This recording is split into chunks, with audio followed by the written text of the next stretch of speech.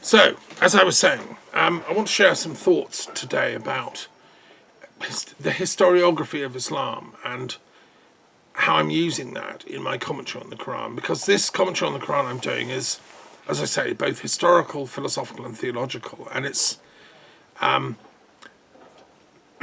a very, very detailed and in-depth look at the historical context in which the Quran was delivered. Why does that matter? Well, as I've said, because Islam matters to the world of religions. It's an incredibly important religion. Because I have a passion and a love for, Islamic studies. I taught at the Muslim College. I have many Muslim friends around the world, and I want to see the best features and aspects of Islam triumph. Like all religions, it has its dark sides. It has psychopaths that use Islam as a shield to cover under. Like Idi Amin pretended to be a Muslim and tried to justify his mistreatment of the Asians of Uganda on that basis. And we've seen, diabolical acts done in the name of Islam by pseudo-Muslims over the centuries. In fact, even ever since Muhammad.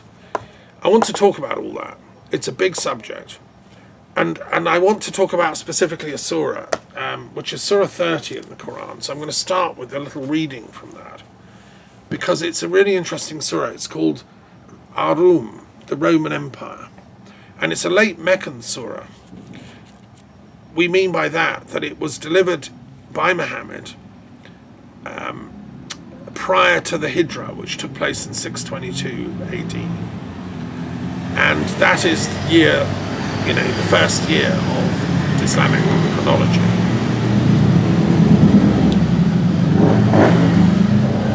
Sorry, some of the local youths driving past the Peace Museum, apparently in a convoy.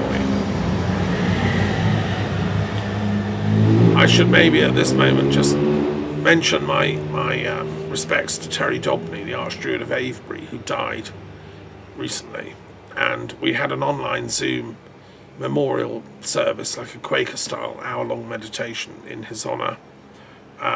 Terry was a great biker. He would have got excited by all that noise and want to go and join them.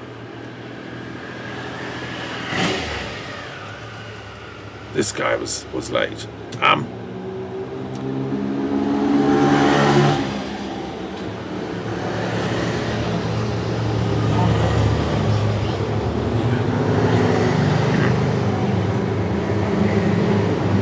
Looks like we got the Bikers Convention of the middle of France coming through. They will be quiet shortly. Right, so Ar-Rum, the Roman Empire, Surah 30, delivered sometime towards the end of the Meccan period, not exactly known, but prior to 622. Let's say 620, 619 AD. In the name of God, most gracious, most merciful. Alif Lam Mim. The Roman Empire has been defeated in a land close by. But they, even after this defeat of theirs, will soon be victorious. Within a few years. With God is the decision, in the past and in the future. On that day shall the believers rejoice. With the help of God. He helps whom he will, and he is exalted in might. Most merciful. It is the promise of God. Never does God depart from his promise, but most men understand not.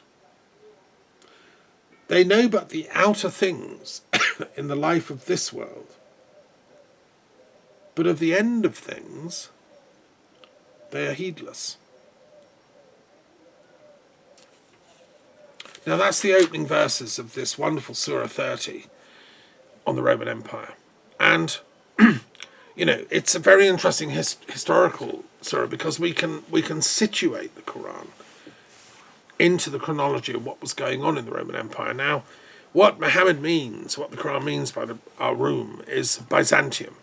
because people in the Orient, people in the East, regarded Byzantium as the Roman Empire. The Western Roman Empire had fallen by then. There was no emperor in the West. That had gone.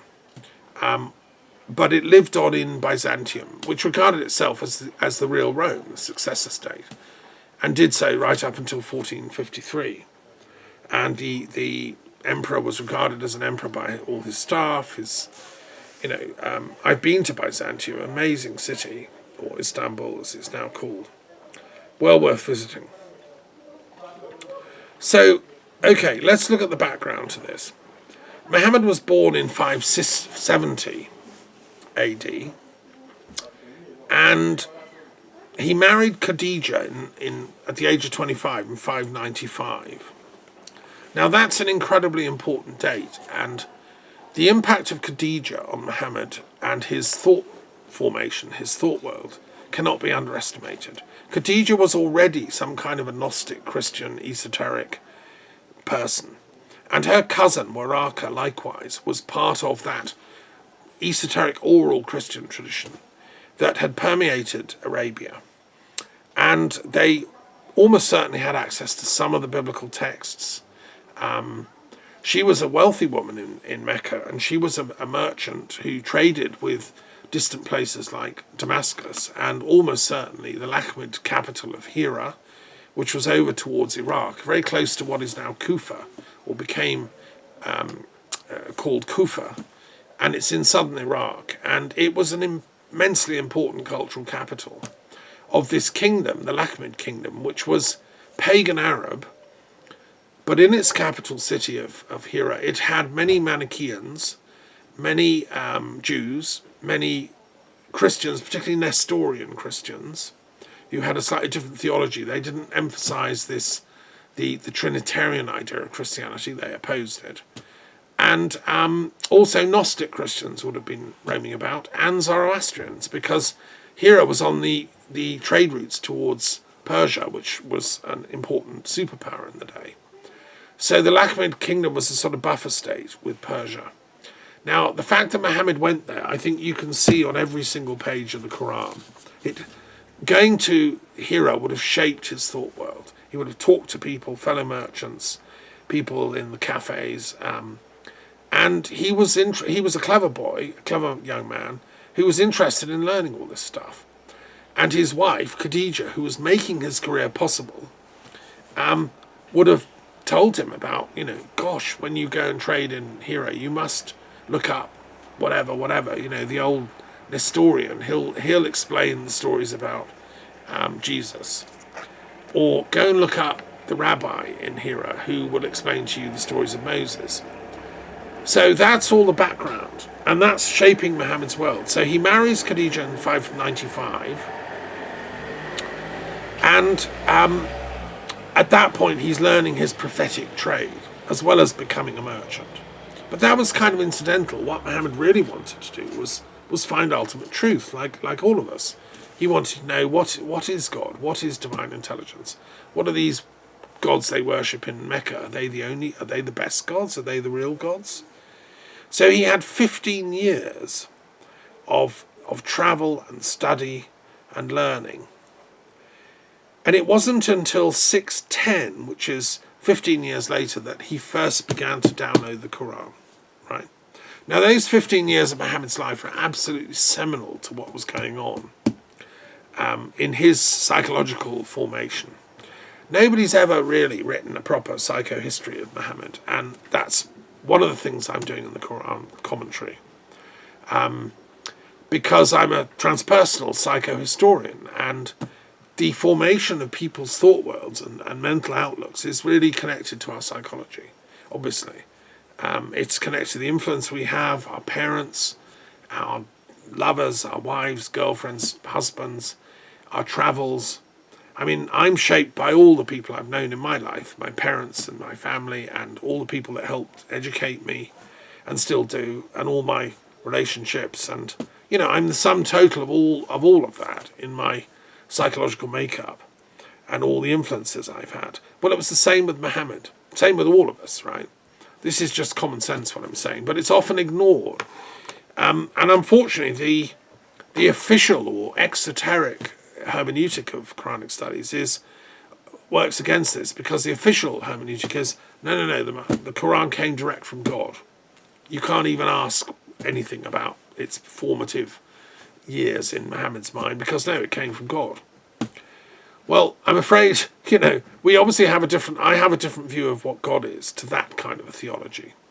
Because even if I will grant and agree that, yes, the ultimate source of the Quran is with the mother of the book, the al-Kitab in the heavenly spheres, and yes, it comes down to us from that source, as do all the great prophetic writings, by the way, the Vedas, the Upanishads, the Sutras, the Bible, the New Testament, they all come from that same divine, what I call the heavenly library, right, and the angelic beings that populate that.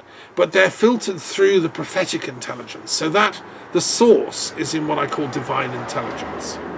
So let's say you're kind of Muhammad, you're getting your first downloads at 6:10, and you've been off meditating. He was a spiritual guy. He wasn't just meeting the monks of Damascus and the sages of, Hira. He was also going to the Yemen trading, and he was learning there. He's probably meeting Zoroastrians. He was a clever chap, and they were mobile, these people. They were used to long distances with their camel trains. And those were his amazing formative years, 15 years. Now, when he first starts getting the downloads in 6:10, he was a bit afraid, because obviously wouldn't you be if you suddenly thought the king of the universe was sending you as a messenger to tell your people to start behaving better? I mean, you'd be a bit afraid, because they're quite powerful and out to get you. But he had courage. So what I think goes on here is that the divine intelligence, the absolute in the heavenly library, downloads into different prophetic seers at different times of history.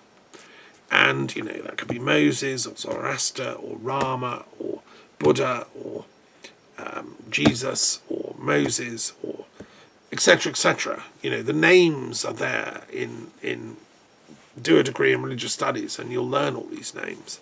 And Muhammad is one of those names. And to me, yes, the source is the absolute al-Kitab, but each one of these prophetic transmitters colours that message according to their own cultural biases, and that I call their own prophetic intelligence. Another way of thinking about this is like the dream catchers. We all have dream catchers over our bed, right? And the dreams are out there in the collective noosphere, and then you catch some dreams that night.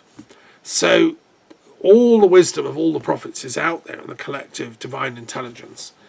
But each individual, each prophetic vehicle or seer, or there are myriads of names, sheikh or sage or Sufi or druid, or in the higher realms you can call them avatars. In Hinduism they call the really powerful ones avatars. Well, okay, so the avatars, or the Buddhas, i.e. somebody who's actualized their cosmic intelligence, their buddhi, the Buddhas can download from that source, that absolute divine intelligence, what is needed for the time, the culture, the place, and the people.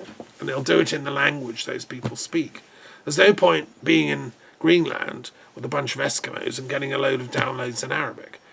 What's the point of that? And likewise, no point being in the 7th century Mecca, being a highly enlightened sage, as the Greenlanders have, I've met one of them, and getting a whole load of downloads in Eskimo language that, the people of Mecca can't make any sense of.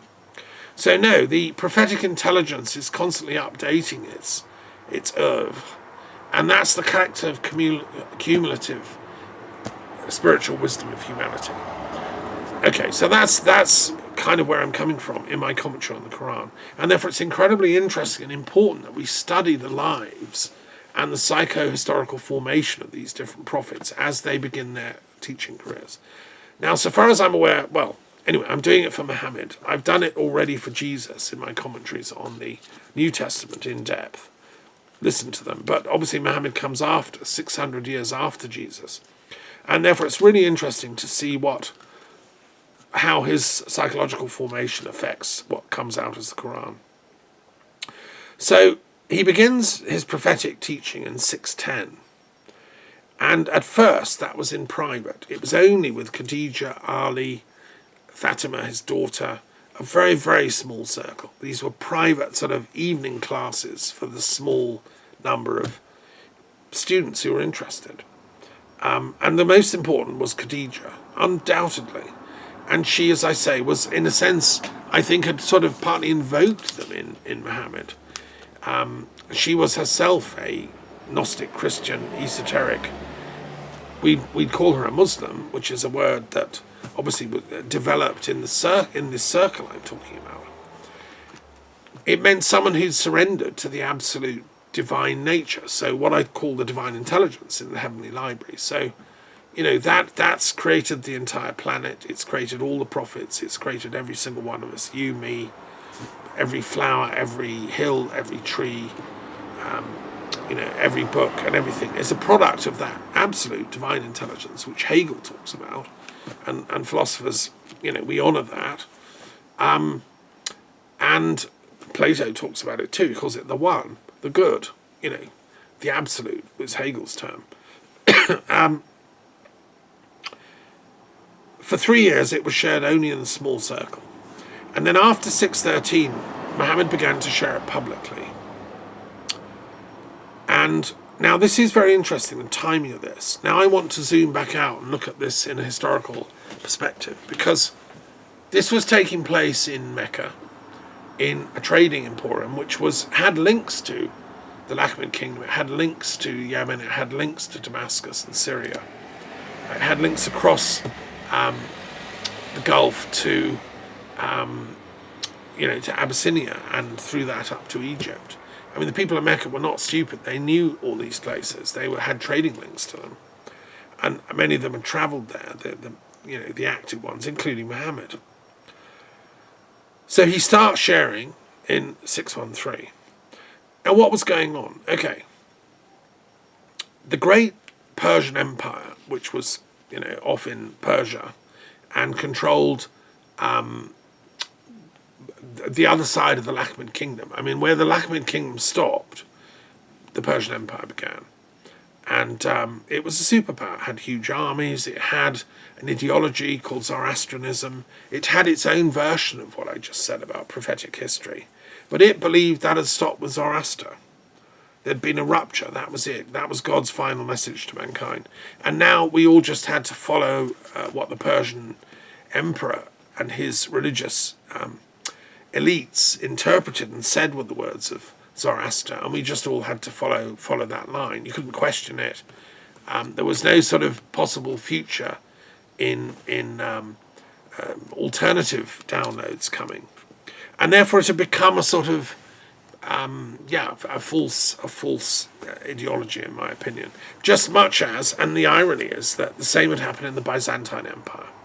So the Byzantine, nominally Christian empire, based in Byzantium, had militarized the teachings of Jesus. So the teachings of Jesus, the original downloads, were profound, deep, Gnostic, inspirational, revelatory. He was teaching people how to access the kingdom of God, which is the innermost design place that we can go to in our innermost nature, when we can contact the divine intelligence. The kingdom of God, I call it the heavenly library, is the place where we access the divine intelligence in depth. It's where we go after death.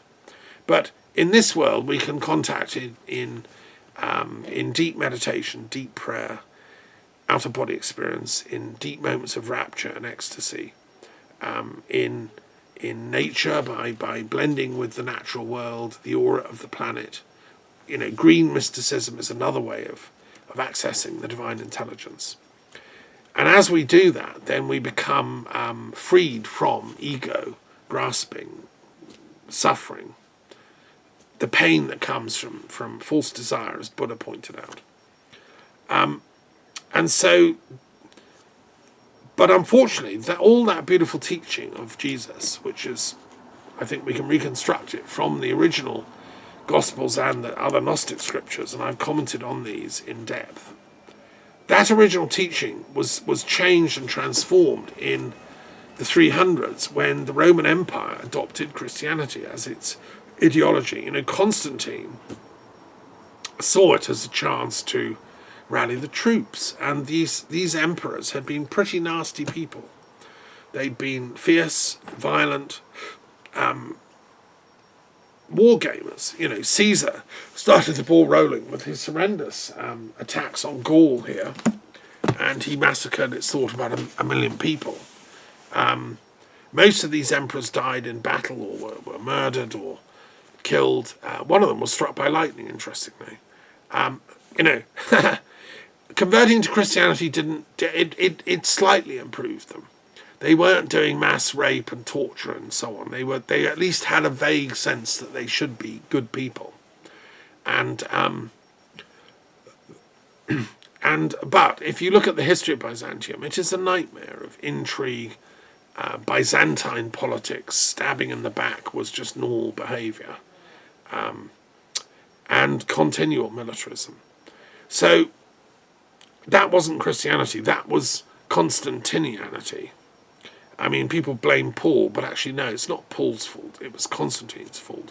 And the coterie around him who saw a chance, well, look, if Constantine gets power and wins the battle and we become, you know, the official religion, then we can all have big churches, nice jobs, and, you know, we can run the empire.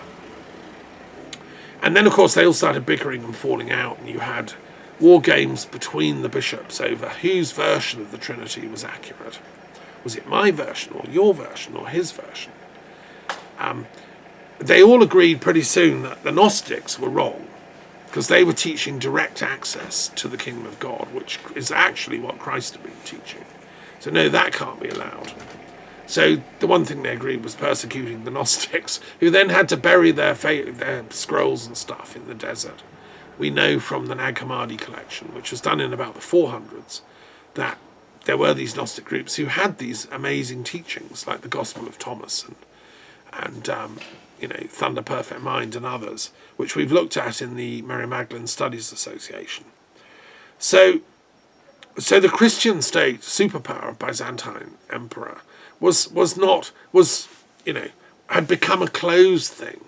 Now you couldn't access the kingdom of God. You could only go to your priest who could, like, have a good word with you up the food chain, through the angels up to the kingdom of God. And you might, if you're really good and give him lots of money and say lots of prayers and go to mass, you might, you know, have slightly less time in the fires of hell. You might just go to limbo. Well, that is a racket, my friends. That's a theological racket. That's what we call it. So the Byzantine Empire was doing the racket. The Persians were doing a racket in a slightly different way. And Muhammad knew this. He wasn't a fool. Khadija knew this. They belonged to the authentic Gnostic Christians and the esoterics who'd been driven into the margins between these superpowers. They didn't have libraries, they didn't have access to all the teachings, they didn't have access to higher education. But Muhammad has his own higher education during those 15 incredibly formative years, which, you know, the full reconstruction thereof will be in the heavenly library. But the most we can do here is attempt to discern what they might have been like. And that's what I've been doing in my commentary on the Quran.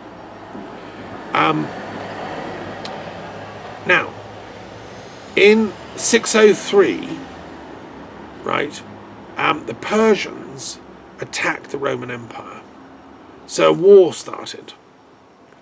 And that's during Muhammad's formative years. And he knew all about that because he encountered traders and they said, look, God, there's trouble brewing. Persians have attacked the Roman Empire. And that could endanger some of the trade routes. And in 611, which was after he'd begun teaching the Quran, but not in public yet, in 611, the Persians conquered Syria. They captured Damascus, the capital of Syria. They captured Aleppo and Homs, and all these amazing ancient cities were now in Zoroastrian hands. And these were places Muhammad had been trading with, had friends there, knew them, knew the Christians, knew the other esoteric Gnostic Christians there who were hanging out.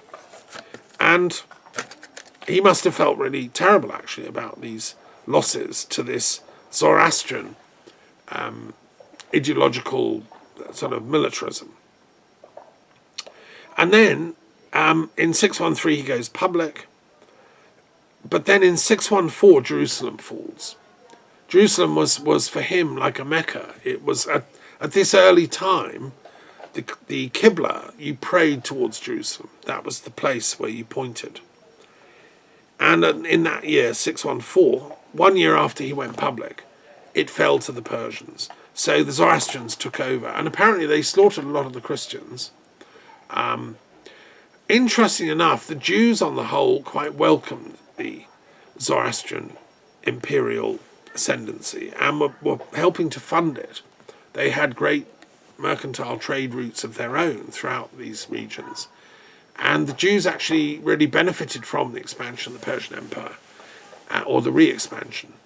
And they were, the money men for the Persian Empire. Now, there's more research to be done on that, but if you go to the sources, I think that is pretty much factual. And so they supported the Zoroastrian takeover of Jerusalem. They hated the Christians because the Christians kind of demonized them as the people that killed Christ. They hated the pagans because, they're beyond the pale. They don't worship the monotheistic truth. So they kind of favored the Zoroastrians. At least they worshipped Ahura Mazda, who was kind of like their god. And also, when you read the Bible, the Persians are the heroes. They keep saving the day for the Jews. They let them go back and reestablish their temple in Jerusalem. The Persians, Zoroastrians, and the Jews were great buddies. And we know that the Jewish people actually started writing the Bible down and collating it into the format that we have when they were in exile in Babylon. And they were absorbing ideas from the Persians. Not least the idea of the Sehershant. The Sehershant was the Messiah of Zoroastrianism, and that was the one thing they kind of were expecting. And the Jews thought, that's a great idea, we're gonna have that idea. So the Jews then decided they would become the Messianic people. They were the Sehershant of history. And their king would be the Sehershant. There's still many mysteries. Scholars of comparative religion still working on this. Where did that Sehershant idea come from? How did it get into Jewish thought? Which channels, which thinkers, which early Zoroastrian theologians have written about that? Which texts talk about it? Where do they first start coming up in the biblical canon? How does it get into Daniel? How does it get into the Enochian scriptures of Enoch? Because the Sehershant, the Son of Man, plays a big role in Enoch's work. And then, in turn, how does that inspire and influence Jesus?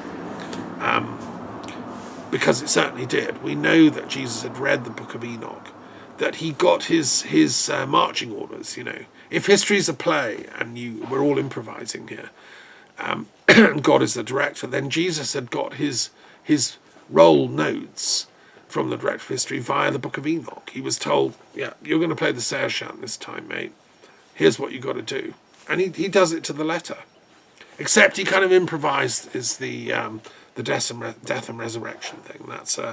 That was a genius touch that, I think the director threw in at the last minute.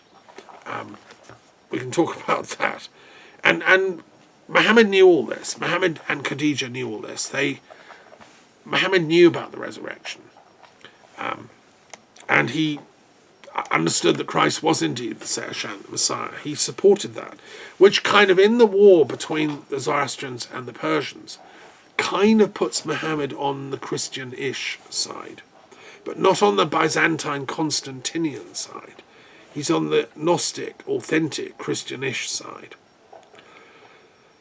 Now, then there was a tragedy. In 619, after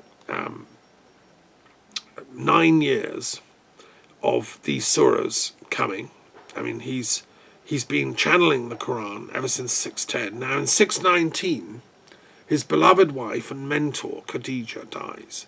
She was his everything, his muse, his employer, his boss, his financial security, his emotional security, his lover. They had a beautiful daughter called Fatima. and some other children that didn't, I don't think, survive. Khadija was amazing. He loved her, and he was faithful to her all the time they were together, ever since he was 25. And then tragically she died after 23 years of happy marriage. Just before that, the Persians had gone on to capture Egypt, which that was a catastrophe for anyone that loves learning and Gnosticism. Egypt was the stronghold of the Gnostic Christian movement. It's where Valentinus was from. It's where Origen came from. It's where the Alexandrian Neoplatonists came from. It's where Ammonius Saccas taught. And here's the Zoroastrians turning up and conquering the thing in 616. 3 years, Khadija dies 3 years later. I mean, maybe she died of a sort of broken heart. Who knows? It's a tragedy for history she didn't live a bit longer. But then, I don't know, the director of history, the divine intelligence, is always kind of making good out of tragedy. What it meant was that Muhammad no longer had patronage at a high level in Meccan society. Meccan society was very hierarchical, and the town was run by an aristocratic elite of the supreme wealthy people. You know, so what's new? And Khadija was one of them. So as long as she was alive and married to Muhammad, she gave him backup, support. They couldn't get at him. And even though he was teaching this strange newfangled thing called the Quran, the Meccan aristocracy didn't dare go for him. They began to jostle him. They began to make plain they weren't happy, but they couldn't actually get rid of him. But when Khadija died in 619, he lost his protection. And only 3 years later, the Hijra happened. He had to flee for his life to Medina because the pagan aristocracy of Mecca really were out to get him. And they were jostling him, they were persecuting his followers, they were spitting at people, throwing stones at them, encouraging kids to throw stones at them. Making life very, very difficult. And so Muhammad had already sent some of his closest followers off to Abyssinia for refuge. And eventually, in 622, he himself had to flee Medina in the middle of the night, Mecca, for Medina. And Ali, his closest friend, his most loyal lieutenant, actually went and hid in his bed so that he could escape. And when the Meccans came to kill Muhammad, he said, "Aha, it's me, Ali." And amazingly, they didn't kill him. Thank God, because, which shows they weren't all that bad. Really, really horrible people would have just killed Ali, but bless them, they kept him alive. He was able to escape himself, and then escape and run away and be with Muhammad in Medina, in his new town. Now, meanwhile, if this is a movie, in that very same year, in 622, Heraclius had started a fight back. There was now a powerful emperor in Byzantium, or Rome. And this is where the verse says that the Roman Empire has been defeated. So that's the first phase, when Rome lost all its territory. It lost Egypt, it lost Jerusalem, Syria. Those are all Byzantine Empire, and they were all now lost to the Persians. Well, that's the Roman Empire has been defeated. But the Quran goes on to say, within a few years, this will be reversed. And it was. Heraclius issued in the same year as the Hijra, and he won an amazing battle, the Battle of Issus, which was at the same place, actually, that Alexander the Great had originally defeated the Persians back in his day, which is the sort of irony of history. I love history because it has these sort of, it's like a wolf. It always circles around its own layer, and it follows its tracks, and it's